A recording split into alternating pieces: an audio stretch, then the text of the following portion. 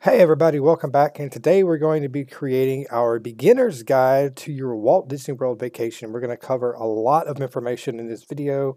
We're going to have timestamps down below so that way if you guys are new and you something specific that you guys want to know about, we're going to be able to break it down. So without any further ado, let's hit the intro and let's jump into the video.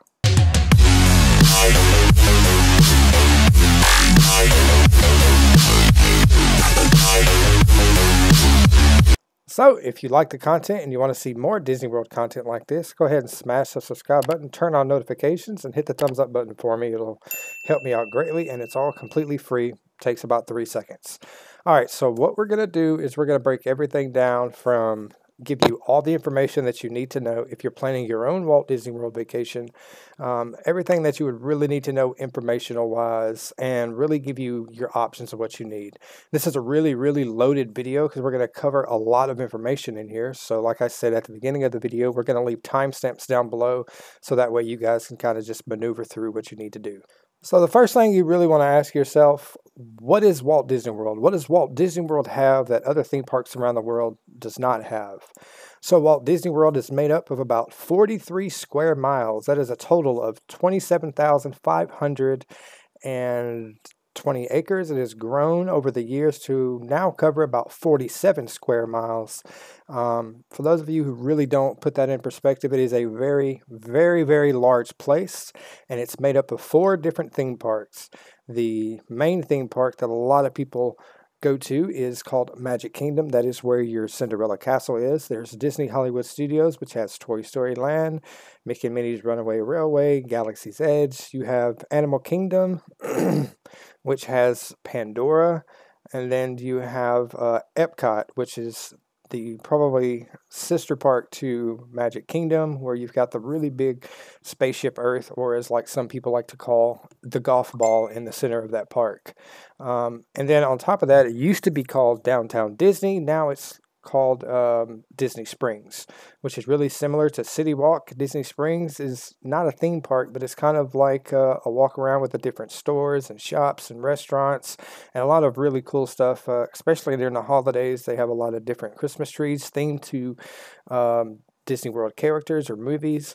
So Disney Springs is definitely a place that you definitely could spend an entire day there. The most highly themed restaurant at Disney Springs is probably a tie between T-Rex and Rainforest Cafe. They're literally right across the river from each other. So that's what Disney World's made up of. So now that we know what is Disney World, it is huge. Inside the Disney World bubble, it is extremely large. We're going to get into how to get around and stuff like that here in a little while.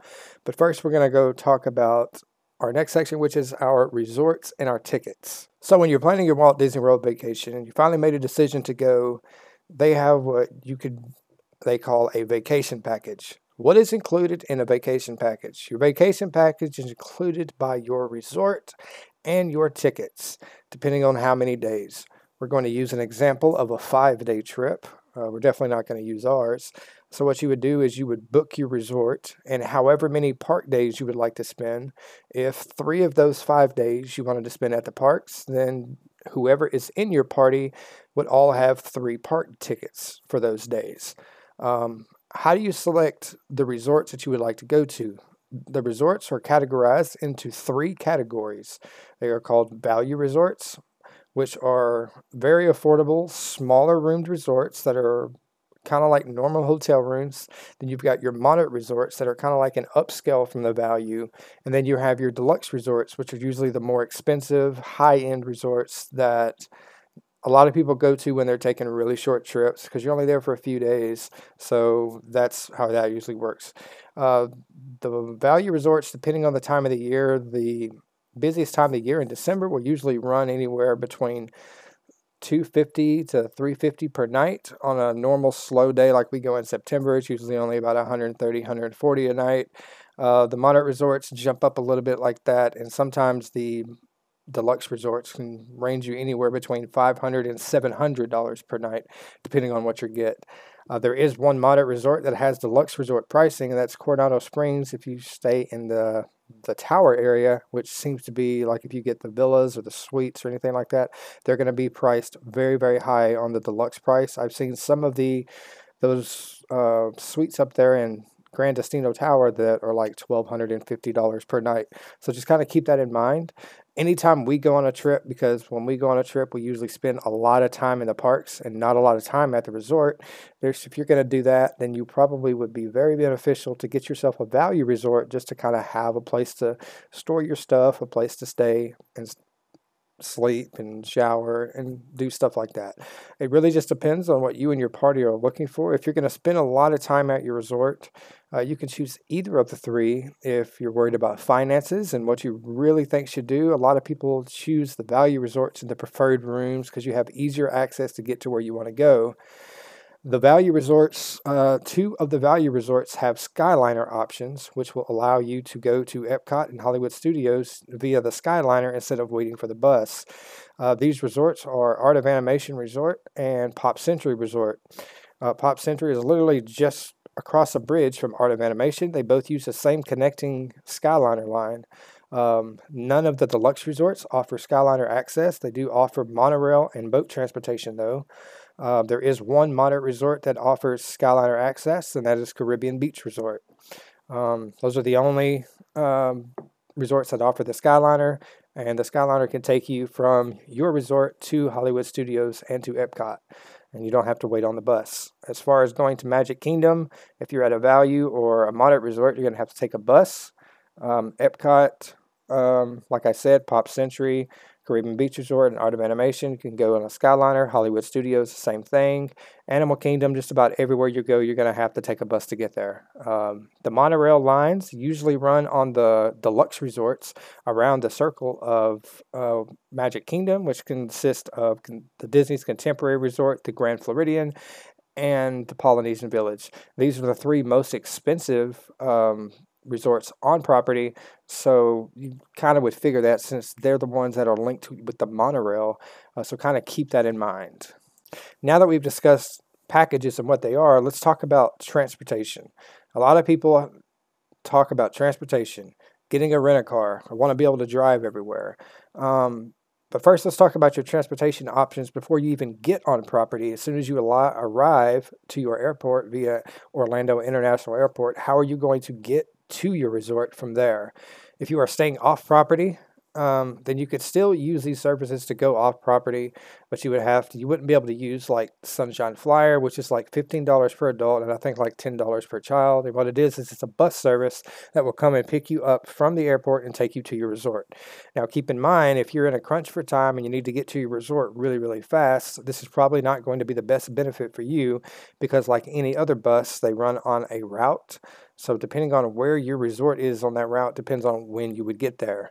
There are a lot of options in the Orlando area for getting direct access to your resort via Magical Tours or like Mears Express. We've used both of these services. Both of them are really good for getting to your resort really fast, but they tend to be a little bit on the pricey side, running anywhere between $250 to $600, depending on what you want. You could even get a limousine to pick you up from there and take you to and from your resort round trip back to the airport. That usually runs about $600 for a round trip ride. If you wanted to save money otherwise and get there, you could use Uber and Lyft. Depending on the time of year that you're going, depends on how the prices are. Uber and Lyft will increase their prices basically because it's a holiday season or it's something like that. They really love doing that, especially during the busier times of the year. You can look to pay anywhere between $50 and $75 for a one-way trip to your resort. Let's talk about staying off property. Now that we've covered on how to get to your resort, there are cheaper options for resorts by staying off property. Disney Springs has hotel resorts there, like Jury Inn and Suites, Be Inn and Spa.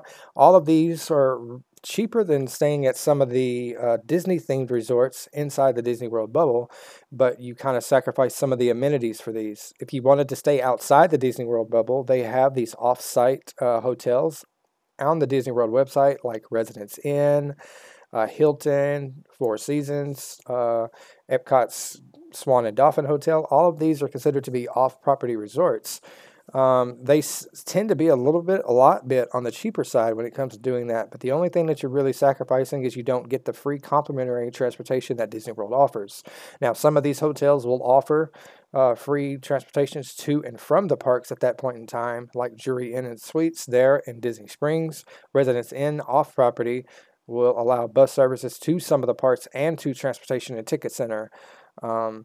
So just kind of keep that in mind. The one thing that you're really going to lose out on is dining reservations, and we're going to talk about that in our dining reservation sections about staying off property and how that really impacts your trip. So if you're considering staying off property because you really want to save money, you really should ask yourself the question about, the Disney World amenities and everything you're going to lose out on. We're going to start talking about those amenities in the next section now. Disney World's complimentary transportation applies to anybody that is on Walt Disney World property. You don't have to be staying on Disney World property to access this feature. Even if you're staying off property, but you come on property, you can still utilize that service. So just kind of keep that in mind. If you're staying at a resort, and depending on your resort, let's just say, for instance, we're staying at Pop Century, which is normally where we stay. 2 of the 4 parks were able to use the Skyliner access via Epcot and Hollywood Studios. For Magic Kingdom and Animal Kingdom and Disney Springs, we have to utilize bus service. The bus lines are normally located right outside your resort, depending on where you are. The larger the resort, the more bus lines you're going to have. If you're like staying at, for example, Caribbean Beach Resort or Coronado Springs, the resorts are so spread out, so there's going to be different bus stops on different locations of the property. So just kind of keep that in mind. If you're staying at some of the value resorts, there will usually only be 1 bus line sitting right out front of your resort. These lines can tend to get a little bit long at times, so that's why some people vouch to get their rent-a-car so that way they can just drive. When it comes to driving, and say you have a Magic Kingdom day, you will not be able to drive directly to Magic Kingdom. If you put Magic Kingdom into your GPS and you follow your GPS, it will lead you to the Transportation and Ticket Center. The Transportation and Ticket Center is where Uber and Lyft will also drop you off at if you catch a ride service share there. And what this does is you park your car or you get dropped off, and then you have to take 2 modes of transportations to get over to Magic Kingdom. One via the monorail, which seems to get very, very congested during certain times of the year, and the other one is the ferry boat. There are 2 ferry boats that go round trip all day to Magic Kingdom and back to the Transportation and Ticket Center. So let's say you decide to drive to Magic Kingdom. You would have to park your car, use one of these modes of transportations, get to the park, then wait in line to get into the park. When you're getting ready to leave the park, you have to do the exact same process. Leave the park, use the monorail or the ferry boat to get back to the Transportation and Ticket Center, walk back to your car, and then drive back to your resort. This is a reason why we never drive to Magic Kingdom. It is always beneficial to always take a bus. If you have a dining reservations at Contemporary Resort, let's say you have Chef Mickey's for breakfast one day, you can easily just use your Disney World transportation at your resort to take a bus to Magic Kingdom and then just simply walk across the street to the Contemporary Resort. There are a lot of different ways to utilize transportations to your advantage. When I stayed off property in December, I was able to use all the Disney World transportations to get to every single Disney World park no matter what. I got dropped off at Transportation and Ticket Center, and then I just walked across the street to the Contemporary if I ever needed to go to like Hollywood Studios. If you're driving and you go to the Transportation and Ticket Center and say you're going to be park hopping to Magic Kingdom that day, you can easily ride the monorail from Transportation and Ticket Center to Epcot and then just take the ferry boat at the end of the day back to the Transportation and Ticket Center if you're at Magic Kingdom for that day. Transportation is probably one of the less stressful things I have to worry about staying off property. If you're going to be using Uber and Lyft, it tends to be a little bit on the pricey side, especially when you're going through peak seasons. I think last year when I went in December, I forecasted it normally to be about $15 or $20 for a one-way trip, when in all actuality it was anywhere between $35 to $75 for a one-way trip from one of the parks back to the off-property resort. So kind of just keep that in mind. The total amount that I paid for Uber and Lyft totaled about $757. If I put the $757 towards my resort that I had, I could have just stayed on property at one of the all-star resorts and saved myself a lot of money. So just kind of keep that in mind. When you're talking about your Disney World transportation, I would highly be against getting a rent-a-car unless it's something that you just want to do and it's something you're comfortable doing. Then by all means, do what you're comfortable for you and your party.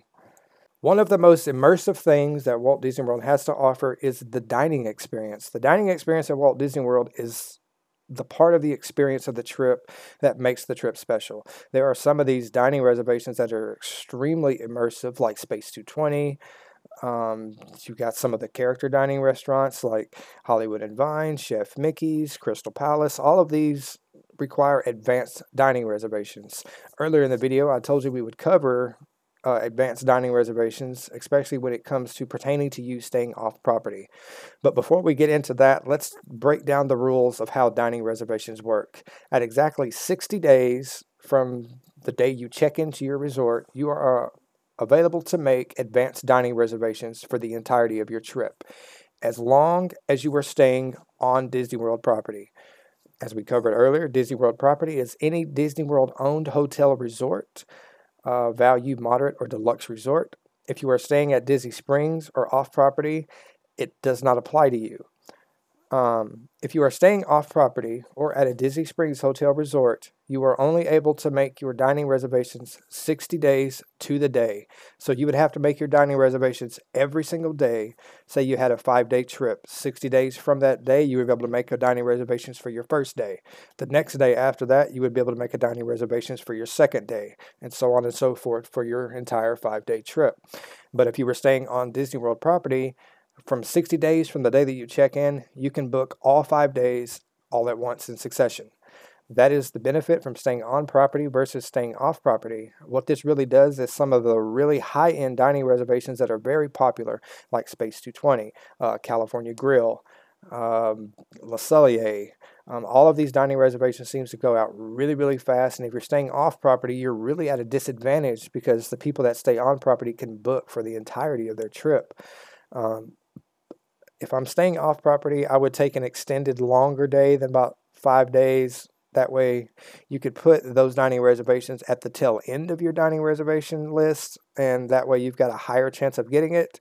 But staying on property, it's just a lot easier to book everything all at once because you're already locked in. And especially if you're taking an extended trip like we are, we're taking a 10-day trip, so we're able to book all 10 days, 60 days out. It's a lot of work to do. But it's definitely worth it because you're always able to get the dining reservations that you want if you stay on property. The chances diminish for you greatly if you stay off property, especially if you're going during the summer, if you're going during spring break, and especially during the holidays. If you're going during the holidays, you are going to miss out on some of the dining reservations that you want to get. It is guaranteed unless you can just so happen to get lucky, like Cinderella's Royal Table, Be Our Guest. All of these restaurants will similarly be non-existent for staying off property during very, very busy times of the year. Park tickets. Let's talk about park tickets. What are park tickets? There are 3 different options of park tickets. You have your base park ticket, which allows you to visit 1 park per day. And during that time, you're able to go to whichever park you want, stay there all day, and then go back to your resort. There is a park hopper option, which is a little bit more expensive, which allows you to start at a park, and at 2 p.m., you can make a park reservation. We'll cover that next. At your second park and just hop over there after 2 p.m. So, for example, you wanted to go to Magic Kingdom and Epcot. You would start your day at Magic Kingdom, and at 2 p.m., you would be able to leave Magic Kingdom and go over to Epcot. And that's what a park hopper options. There is the water park option as well that you can add. It's just a little bit more, not really nothing too crazy. And what this will do, it does allow you to go to one of the 2 water parks that are on property, Blizzard Beach and Typhoon Lagoon. These are the 2 water parks that you would be able to use during that. There are usually only 3 park options. We usually only get the 1 park per day because that's usually all we do. So that's basically your tickets. If you guys have any questions about any of this, don't be afraid to sound off in the comment section down below. Park pass reservations. When COVID came and destroyed our world and everything shut down, once Disney World opened back up, they had this Park Pass reservation system installed. And what this did was allow them to control how many people were going in and out of the parks. When everything started opening back up and fireworks returned and The parks opened up, restaurants started opening up, the Park Pass reservation system stuck around. So when you initially make your deposits, which is usually anywhere between $200, you are able to start making your Park Pass reservations. I would advise you to do this as early as possible, especially if you're going through some of the busiest times of the year, because certain times of the year, like December, Park Pass reservations will sell out. And once the Park Pass reservations sell out, you are not able to get into that park. You can have all the park tickets in the world, but if you don't make a Park Pass reservations, you're not going to be able to get into the park. This is actually a really, really good feature to kind of keep the park's capacity at a limited range, so that way they can control how many people are in and out of the parks. Just kind of keep in mind, though, if you're going to Magic Kingdom, Hollywood Studios, any of the parks during the holidays, just about every single park after Christmas is going to be filled to capacity, which means that no more Park Pass reservations will be allowed. Even if you're park hopping over there to Magic Kingdom or to Epcot during these times, there is a lot of chances that the later you park hop, the more chances of them being filled to capacity they will be, and they will not allow you into the park. And if you do that, then you'll have to go back to your original park. There has been a lot of talk within the community about abolishing the Park Pass reservation system, so you guys can let me know in the comments down below what you guys think of that. It's really not hard to make your Park Pass reservations. You just download the My Disney Experience app, and we're going to talk about that part next. Something that you will need when you're taking any Walt Disney World trip is the My Disney Experience app. The My Disney Experience app is a really, really great tool, especially if you're going to be using Disney Genie Plus.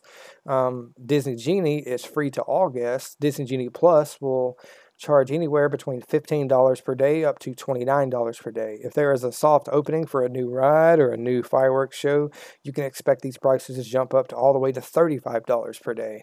So kind of just keep that in mind when trying to open. Just last week, Disney Genie Plus was capped out at $35 per person.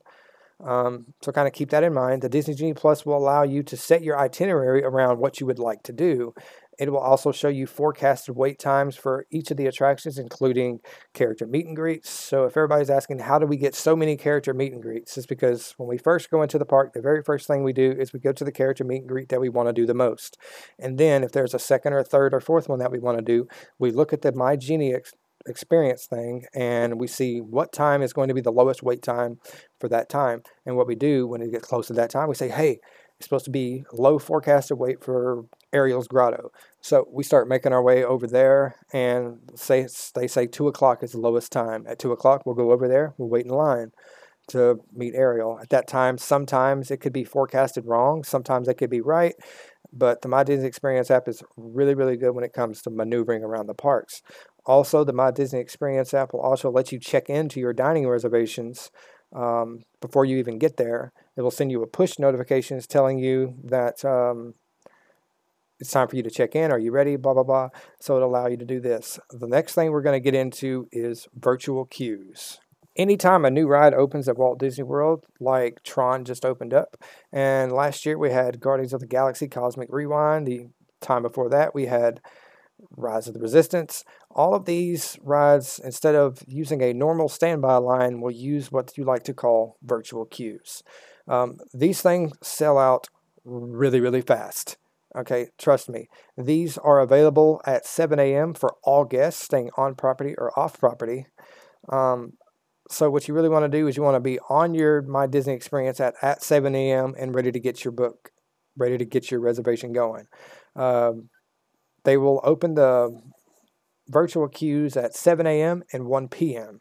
Those are the two times. If you don't get one at 7 a.m., then you need to be ready at 1 p.m. If you don't get it at 1 p.m., it sucks. I know. It's happened to me too. It's happened to the best of us.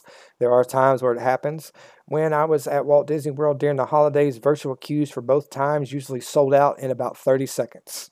So that is a little bit to tell you that you really need to be ready to go, ready to be on point with those virtual queues, because they will sell out fast, fast, fast. I cannot stress this enough. You've got to be ready at 7 a.m. So I would get up at 6:30, eat you a little bit, drink you some coffee, get ready to make that virtual queue reservations if you really want to ride that ride for your entire party. Rise of the Resistance is not on there anymore. The only virtual queues they have right now is Guardians of the Galaxy Cosmic Rewind at Epcot and Tron at Magic Kingdom. But you can also use individual lightning lanes for these, and we're going to talk about those next. Individual lightning lanes is a form of Disney Genie Plus. You don't have to have Disney Genie Plus to use these services. Anybody can use them. But there is one rule to using the individual lightning lanes. The rule is if you are staying on property, you can book your individual lightning lanes at 7 a.m. If you are staying off property, you can book your individual lightning lanes at the time the park is scheduled to open. So let's say you're staying off property and you want to get an individual lightning lane for Guardians of the Galaxy. This is at Epcot. So if you're staying on property, you could get your individual lightning lane reservations right at 7 a.m. The park opens at 9 a.m. What you would have to do is if you were staying off property, you wouldn't be able to get your individual lightning lane for that ride until 9 a.m. This is also a really bad benefit for staying off property if this is something you really need to do, because what it's going to do is sometimes these things will sell out before the park opens, depending on which time of the year you're going. If you're going during a slower time of the year, it's probably not a big deal. I wouldn't really too much worry about it. But if you're going during a busy time like spring break, summer, and especially during the holidays, I actually had to use standby line for Flight of Passage and Rise of the Resistance because by the time the park opened, all the individual lightning lanes were completely sold out. So you kind of want to keep that in mind and weigh your options on what you want to do. Disney kind of makes it to where you have no option but to stay on property in order to get a lot of these services and to make your trip as stress-free as possible. If you don't get the individual lightning lanes and you don't get the virtual queue, then unfortunately you will not be able to ride that ride for that day. So kind of just weigh the options and keep that in mind. So this concludes our guide to Walt Disney World for beginners. If you wanted to know some information about what it means to Walt Disney World, if you want to go to Walt Disney World but you don't want to worry about all the stress of everything that we've just covered, there is a simpler way to do it, and that is to use a Walt Disney World travel agent. This is something that we do every single trip. We use the same travel agent. I'm going to link the travel agency in the description box below so you guys can check out. They have a lot of different travel agents that will stick in contact. They will break all of this information down and make your life a lot easier. This is why a lot of people going to Walt Disney World use a travel agent, because if you know what you want to do, this is what you do. You pay your $200 deposit to the travel agent. And what happens is they book your reservation for whatever it is, and all you do is tell them where you want to go, what you want to do, where you want to eat, and then you give them money, and they take care of it for you. They won't jip you off. It doesn't cost you extra to use a travel agent. The Walt Disney World travel agents are completely free of charge. Disney actually pays them separately. Doesn't get tacked onto your reservation at all. So you don't really have to worry about that. I would highly recommend, if it is your first time, using a travel agent. It is so much easier, and it takes the stress away from having to do all of this stuff, worrying about this. What are my best options? It's always best to use a travel agent for something like that. I use the Marvelous Mouse travel agency. I'm going to leave it like I said, I'm going to leave a link to them in the description box below. I'm also going to leave a link to their Facebook group in the description box below. I would highly recommend checking them out. We've went on 2 Disney World trips, and I've used the same travel agent. She's absolutely amazing. So definitely worth checking out. So again, if this is your first time going, highly recommend checking them out. If you want to use the same travel agent that I do, I'm going to link her in the description box below so you guys can hit her up. Just tell her that I sent you. It'll be cool. If you guys enjoy this types of video, let me know in the comment section down below. Thank you guys so much for watching, and we will catch you guys in the next one. Peace.